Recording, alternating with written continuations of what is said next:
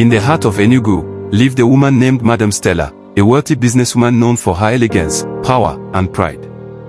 She lived in a big duplex, wore expensive clothes, and hosted the most talked about parties in town.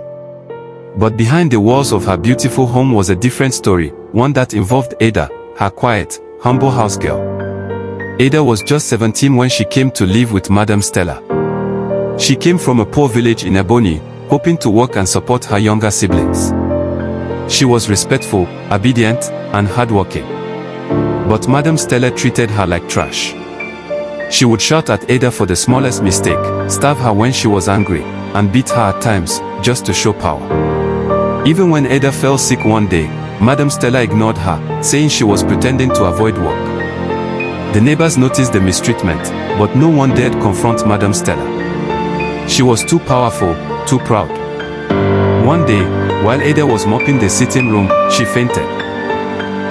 Madam Stella, furious, thought she was being lazy again and poured cold water on her. But Ada didn't move.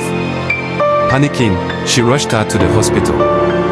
That was when the truth came out. Ada had been battling typhoid and malaria for days without treatment.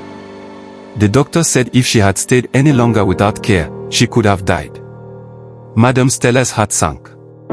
For the first time, guilt hit her like thunder. She remembered all the times Ada served her food while hungry, cleaned her clothes while sick, smiled even when insulted. The truth stared her in the face. She had mistreated an innocent girl who only wanted to help her family.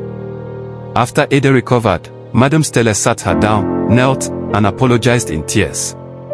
She offered to send her to school, take care of her family, and treat her like her own daughter. Years passed.